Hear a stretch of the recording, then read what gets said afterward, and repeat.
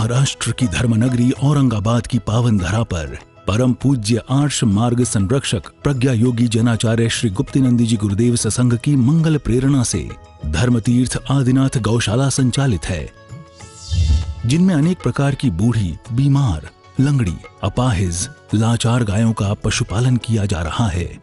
साथ ही कुछ स्वस्थ गायें हैं जिनके दूध से जिनाभिषेक व आहार दान किया जाता है। तो आप भी गौग्रास में यथाशक्ति योगदान कर जीव दया की ओर अपना कदम बढ़ाएं। अपने परिवार में किसी भी सदस्य के जन्मदिन, विवाह की वर्षगांठ पर गौग्रास देकर अपने जीवन को पुण्य का भागी बनाएं। एक दिन का गौग्रास 1100 रुपए, एक गाड़ी चारा सुग्रास 11,000 रुपए, एक गाड़ी गन्ना 21,000 रुपए, 4 महीने का सुग्रास 31,000 रुपए दान करके पुण्यार्जक बने। 31,000 रुपए दान देने वाले पुण्यार्जक के नाम से 1 माह की महाशांति धारा की जाएगी एवं दान दातार का नाम कार्यक्रम के दौरान दिखाया जाएगा। तो देर न करें, आज ही इस पुण्यशाली अवसर का लाभ लेकर पुण्य के भागी बने। आशीर्वाद सभी के लिए बहुत सारा आशीर्वाद। वास्तु विज्ञान हमारा शुरू हो रहा है। बोलो 24 शंकर भगवान की जय, द्वादशाई निर्माणी माता की जय, समस्त केवली भगवान की जय, भद्रभाव भगवान की जय। अंतिम श्री केवली आचार्य भद्रभाव स्वामी ने हमें यह ज्ञान, विशेष विज्ञान दिया है, जिसके माध्यम से हम संपूर्ण वांग्मय को जान सकते हैं। इसके अंतर्गत आपका जो कंपाउंड वाल है, जिसको बोलते हैं 4 दीवारी और मुख्य द्वार, कहाँ होना चाहिए।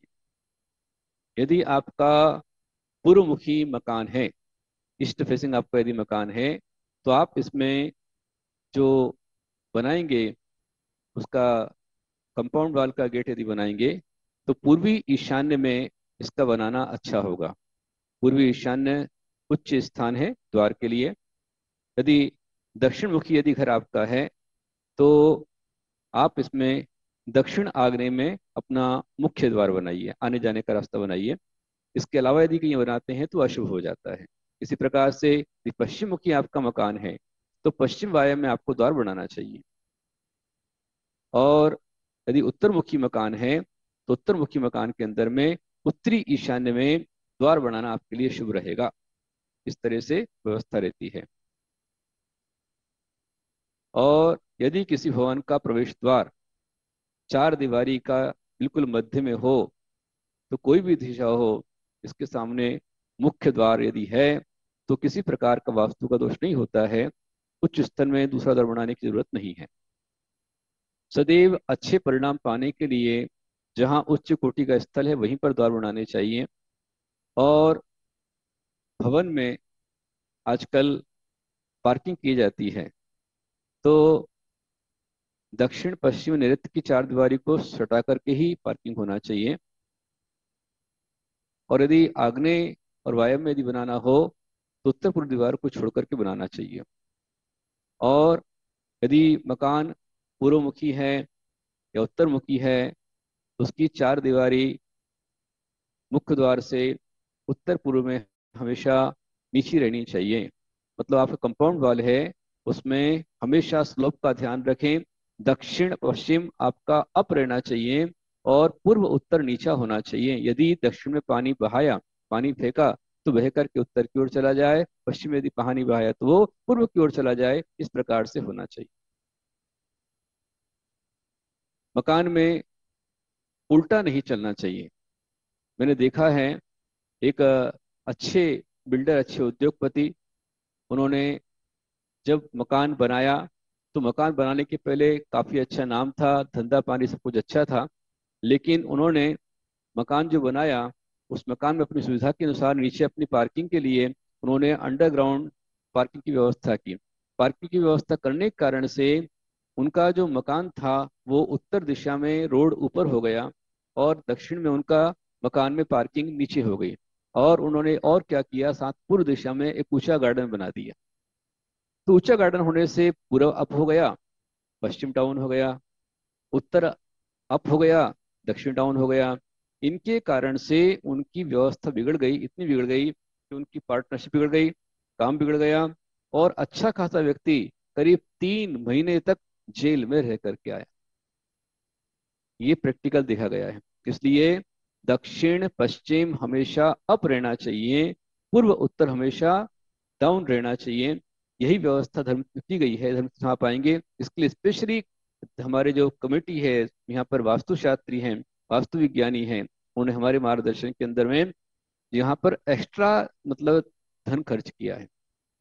एक तो कंपाउंड वॉल बनाई है, 90 डिग्री में पूरी जमीन को किया गया है, और दक्षिण से उत्तर डाउन डाउन है। दक्षिण दिशा से उत्तर दिशा की ओर यदि चलते हैं तो हर 100 कदम पर 1 फीट डाउन यहाँ पर किया गया है।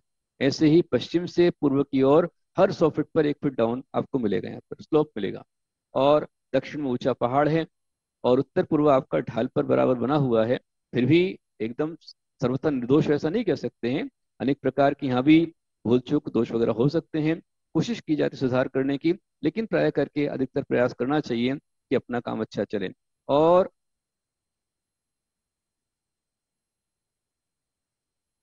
यहाँ पर यदि किसी कारण से कंपाउंड वॉल टूट जाती है तो उसको तुरंत ठीक कराना चाहिए।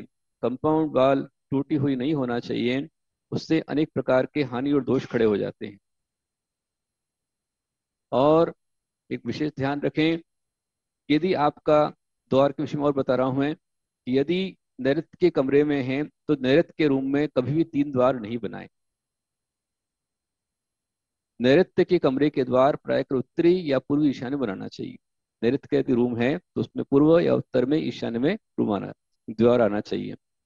और मुख्य प्रवेश द्वार तथा किस कमरे में कौन सी दिशा में घर में प्रवेश किया जाए, इसके लिए 4 दीवारी भवन द्वार के नियम को ध्यान में रखें।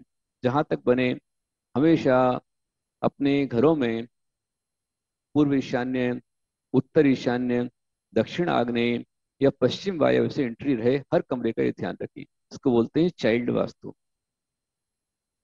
यदि किसी मंदिर के सामने आपका द्वार है, सामने कोई बड़ा मंदिर है, उसके सामने आपके घर का द्वार आता है, बीच में रोड नहीं है, तो बालकों को पीड़ा होती है।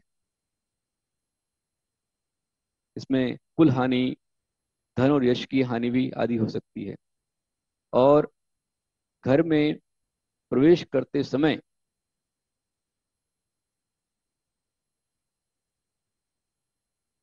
दरवाजे के ठीक सामने सीढ़ियां नहीं होना चाहिए। यदि मेन प्रवेश द्वार से सामने शटर द्वार हो, सामने अंदर सीढ़ियां हो, तो शटर द्वार पर नजर नहीं पड़ना चाहिए। इसके लिए सीढ़ियों के सामने एक चौकी और बनाना चाहिए, इसका ध्यान रखना चाहिए। और कहावत है कि जिसके सामने नाल उसके सिर पर काल। मतलब अपने मेन द्वार के ठीक सामने कुआं, गड्ढा, नाला ठीक घर के ठीक सामने नहीं होना चाहिए। इससे बचना चाहिए, कुछ ना कुछ परिहार करना चाहिए। और उत्तर दिशा में कभी भी 5वें पॉइंट पर द्वार नहीं बनाना चाहिए, इससे कुल हानि होती है।